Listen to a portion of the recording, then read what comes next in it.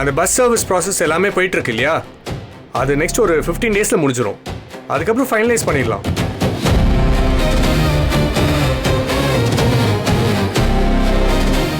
And இந்த திருப்பு விழாவை ரொம்ப கிராண்டாக அட்டென்ஷன் கிராப் பண்ணுற மாதிரி பண்ணணும்.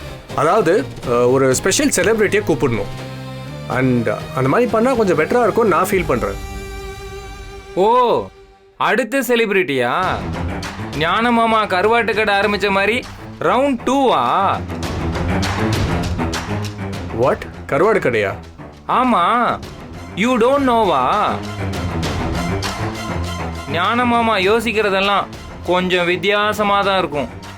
அவர் கருவாடு வாங்கி பிசினஸ் பண்ணணும்னு ஆசைப்பட்டாரு. டேய், யார் நானா? டரே, தேவையில்லாத பேசிட்டு இருந்தேன்னு வச்சுக்கோ, பல்லுகள் எல்லாம் உடைச்சிருவாமா. வாய மூடிட்டு பேசாம இருடா. மாமா கோவப்படாத மாமா. நீ இருக்க சைஸுக்கு எதுக்கு என் மினி பஸ் விடணும்னு ஆசைப்படுற? உன் எண்ணங்கள் எல்லாம் சின்ன சின்னதாக தான் இருக்கு. கரிகாலன், நீங்க அப்படி நினைக்கிறீங்க? சின்னதாக ஒன்று ஆரம்பிச்சாதான் அது பெருசாக வரும். Every big success starts with small step இல்ல சார்? அது சின்ன வயசுல ஆரம்பிக்கணும் சார். இவர் ஆஃப் செஞ்சுரி அடிச்சு 5 வருஷம் ஆயிருச்சு.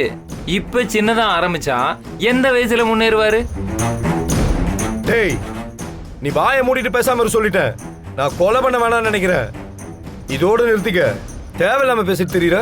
சார் சார் சரி சார் சரி சார் விடுங்க விடுங்க பார்த்துக்கலாம் விடுங்க.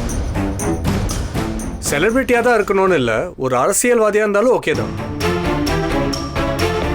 அந்த மாதிரி யாரையாவது கூட்டு வந்து ஃபங்க்ஷன் ஸ்டார்ட் பண்ணால் நல்லா இருக்கும்னு நான் யோசித்தேன்.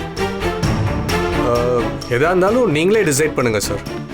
தம்பி, உங்களோட எங்களுக்கு யாரு பெரிய செலிபிரிட்டி இருக்கா?